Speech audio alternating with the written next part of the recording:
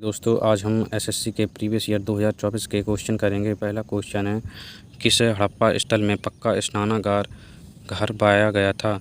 तो इसका right answer हो जाएगा मोहनजोदड़ो। अगला क्वेश्चन है हड़प्पा के उत्खनन स्थलों में निम्नलिखित में से क्या नहीं पाया गया था?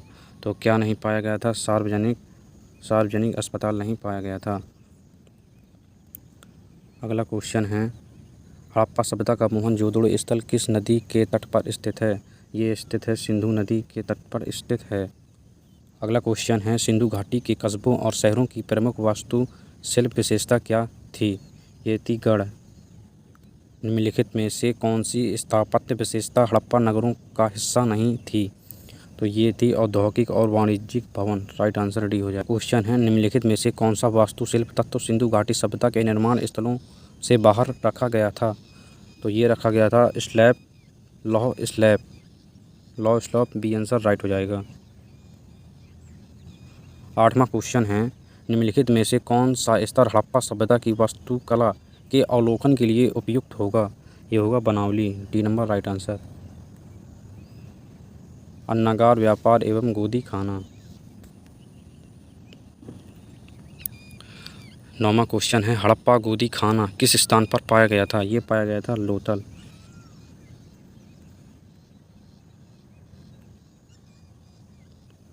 10वां क्वेश्चन है, हड़प्पा के अन्नागार में अनाज की मड़ाई के लिए डैश ईंट की चबूतरों की पंक्तियां थीं।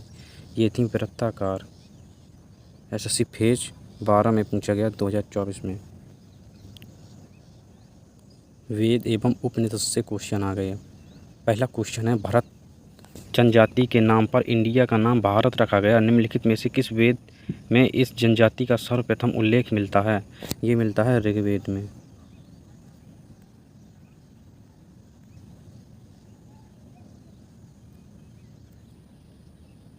ऋग्वेद संहिता में कितने मंडल होते हैं? ऋग्वेद संहिता में 10 मंडल होते हैं।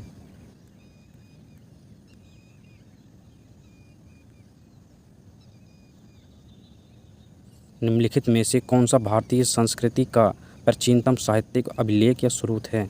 यह है ऋग्वेद।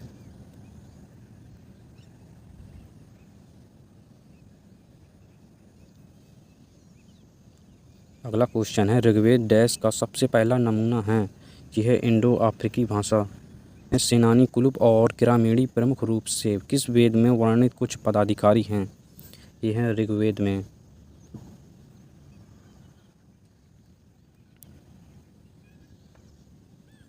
चार वेदों में से किसमें बुरी आत्माओं और बीमारियों से बचने के लिए जादू मंत्र और तंत्र मंत्र का संग्रह है? यह है अथर्ववेद। राइट आंसर सी।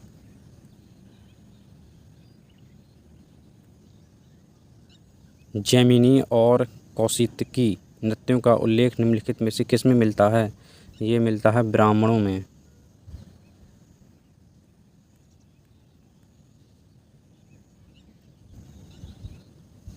8वां क्वेश्चन, गो शब्द जिसका अर्थ गाय है से बहुत सारे शब्द व्युत्पन्न हुए हैं। वैदिक काल में एक धनी व्यक्ति को डैश कहा जाता है गोमत। प्रारंभिक वैदिक अर्थव्यवस्था मुख्य रूप से डैश गतिविधि पर आधारित थी। ये थी चारागाह पर आधारित थी। अगला क्वेश्चन है, निम्नलिखित में से कौन ऋग्वैदिक जनजाति के 3 वर्गों का हिस्सा नहीं था? ये था योद्धा हिस्सा नहीं था।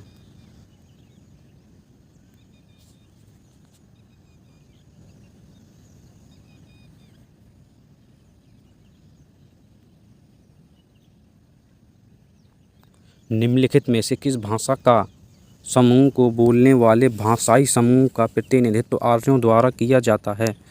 ये किया जाता है भरोपीय द्वारा। अगला क्वेश्चन है, वैदिक जीवन की आश्रम प्रणाली के अनुसार निम्नलिखित में से जीवन का तीसरा चरण कौन सा था? ये था वानप्रस्थ। वैदिक काल में प्रचलित वर्ण व्यवस्था के अनुसार निम्नलिखित में से कौन सा एक वर्ण नहीं था? ये था समिति वर्ण नहीं था। आर्यों की मुख्य प्रमुख सामाजिक इकाई जन थी। आर्यों का सबसे प्रिय देवता निम्नलिखित में से कौन था? इंद्र।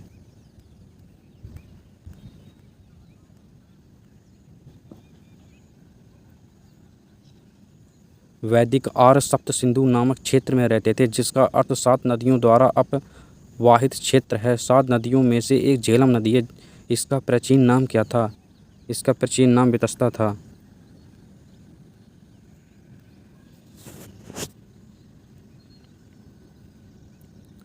झेलम नदी का वितस्ता नाम था, चिनाब का अस्कनी नाम था, रावी का पुरुषणी नाम था, व्यास का विपाशा नाम था।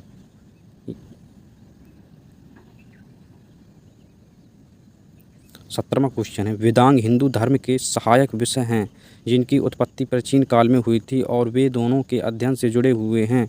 इनकी संख्या है 6। उत्तर वैदिक काल में निम्नलिखित में से कौन सा वर्ण मुख्य रूप से खेती, पशुपालन और व्यापार जैसे काम करता था? ये करता था वैश्य। महावीर स्वामी। महावीर जयंती पर भगवान महावीर का जन्म मनाया जाता है, जो जैन धर्म के तीर्थकर हैं। 24वें, निम्नलिखित में से किस धर्म में उसके अनुयायियों के लिए कृषि करना निषिद्ध था? ये था जैन धर्म। गौतम बुद्ध। निम्नलिखित में से किस बौद्ध संत ने भारतीय यूनानी राजा मिनांडर को बौद्ध धर्म से दीक्षित किया था? ये किया था नागसेन ने। बौद्ध धर्म में भिक्षुणी बनने वाली प्रथम महिला थी। ये थी प्रजापति गौतमी। निम्नलिखित में से किसने बुद्ध की जीवनी बुद्ध चरित्र लिखी थी? ये लिखी थी अश्वघोष ने।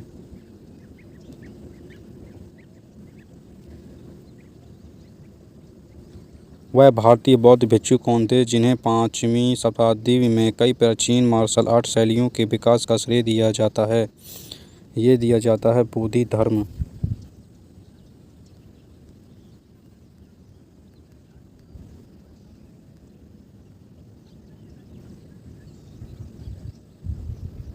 गुंटापल्ली चैत्य बौद्ध गुफा निम्नलिखित में से किस राज्य में स्थित है? ये स्थित है आंध्र प्रदेश में।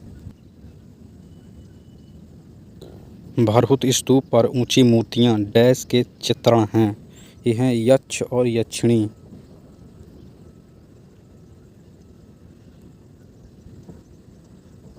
धमेक स्तूप कहाँ स्थित है?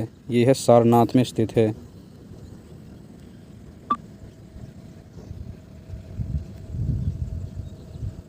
सांची के महान स्तूप में कंपास के दिग्बंधुओं पर डैश प्रवेश द्वार जिन्हें तोरण के नाम से जाना जाता है। 4।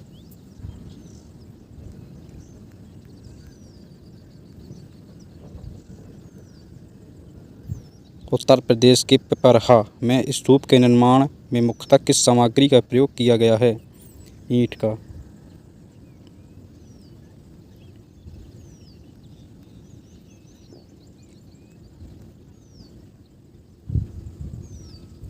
बौद्धों द्वारा अपने भिक्षुओं और तपस्वियों के अवशेषों को रखने के लिए आमतौर पर किस प्रकार की संरचनाओं का उपयोग किया जाता है?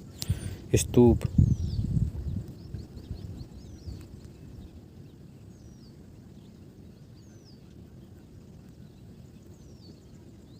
प्राचीन भारत के महाजनपद काल के दौरान भाग नाम से जाना जाने वाला कर निम्नलिखित में से किस पर लगाया गया था? ये लगाया था कृषकों पर कर। वज्जी महाजनपद की राजधानी क्या थी? वैशाली। कोसल महाजनपद 6ठी शताब्दी ईसा पूर्व वर्तमान में किसका एक भाग है? उत्तर प्रदेश।